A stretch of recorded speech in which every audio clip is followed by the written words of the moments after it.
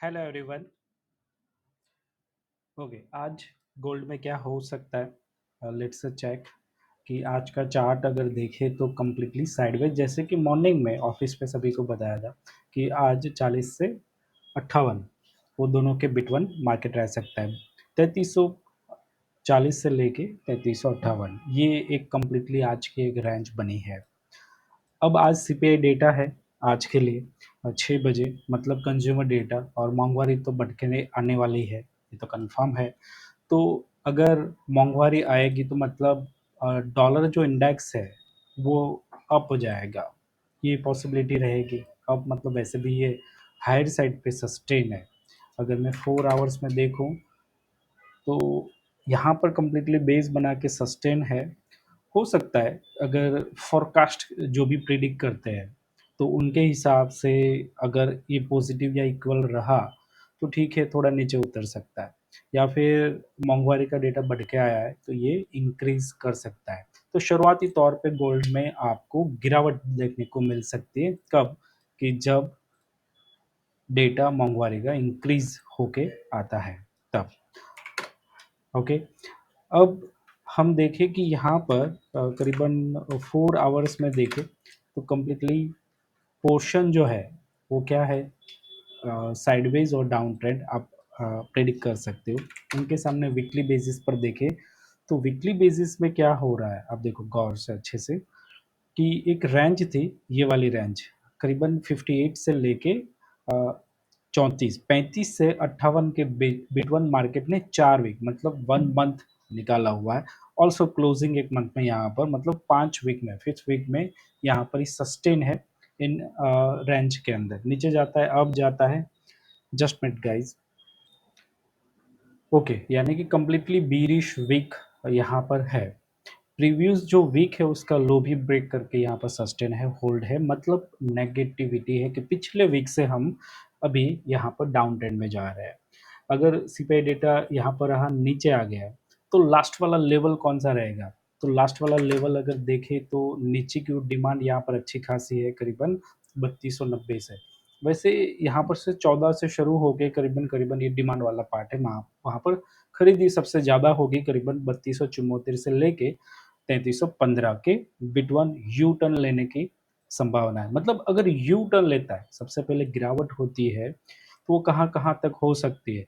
तो सबसे पहले गिरावट मतलब 28 से 30 35 वाली रेंज में रह सकता है मार्केट थोड़ा, अभी मैं मान लो कि 6 बजे इवेंट चालू होने से पहले। उसके बाद अगर बाय चांस नीचे आ रहा है तो आपके पास रेंज है 3307 वाला रेंज, 3307 से आप बाय कर सकते हो कम्प्लीटली। ये वाली रेंज जो है, ये वाली रेंज पे, ठीक है, वहाँ पर आपको होल्ड छोड़ सकते हो। मतलब 1 से 2 दिन में वापस आपको ये अपसाइड देखने को मिल सकता है अगर नीचे भी गया तो। बट अगर इंट्राडे करना है, आज ज़्यादा मोमेंटम फास्ट रहा उस टाइम, तो पहले देखो उसको शांत होने दो, फिर अगर यहाँ सस्टेन होता है तो फिर आप 7 वाली रेंज से बाय कर सकते हो, 3307। ओके, ज़्यादा पैनिक रहा मतलब बहुत ज़्यादा पैनिक, तो उनके पास लास्ट वाला रेंज यही है कि ये डिमांड से करीबन 3290 से लेके ये वाली रेंज, ये बहुत ही अच्छी डिमांड है, क्योंकि यहाँ से एकदम से फायरनेस, मतलब अगर 7 से ऊपर सकता है तो भी कहाँ तक जा सकता है। तो अगर 7 से ऊपरेगा तो आपके पास यही रेंज है जो यहाँ से सप्लाई अभी क्रिएट होगी। ये रेंज में 1 घंटा आधा घंटा जो भी यहाँ पर मार्केट रहेगा, यहाँ से सेलिंग प्रेशर शो कर रहा है, मतलब 27 से 33 वाली रेंज आपको ऊपर मिलेगी। अगर यहाँ से ऊपर जाता है तो भी आपके पास वही रेंज है, 27 से 30 एक बार यहाँ पर मार्केट ला सकता है। ओके, मतलब बाइंग के लिए आपके पास ये पार्ट रहता है। ओके, अब और नीचे देखे प्रिडिक्ट, सपोज यहाँ पर एक वीक अच्छा लगा के मार्केट आ गया। ओवरऑल मैं आपको नेक्स्ट वीक का नज़रिया भी बता देता हूँ, व्यू कैसे ले सकते हैं हम। तो फिर ये पिछले वीक से तो बेरिश में क्लोजिंग फ्राइडे तक कर ही देगा।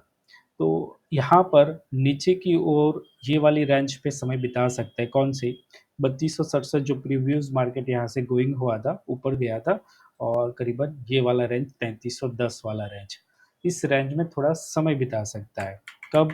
कि जब फोर्स कम हो गया, ओके, और मतलब कि 2-3 दिन 4 दिन चले गए, नेक्स्ट वीक भी आ गया और इसी रेंज में है, तो इस रेंज में समय बिता सकता है। ऐसा आपको यहाँ पर समझना है, क्योंकि ये प्रीवियस मंथ का यहाँ पर देखें तो थोड़ा मंथ वाइज़ भी थोड़ा डाउन जा रहा है, या फिर जो फ्लैग बन रहा है, मतलब वीकली में फ्लैग बन रहा है, उसके हिसाब से भी यहाँ पर बॉटम साइड अभी वर्क कर रहा है। तो सबसे पहले 4 आवर्स में लेट्स चेक, अगर डाउन ट्रेंड में यहाँ पर देखें तो सेलिंग कहाँ सकता है कर सकते हैं।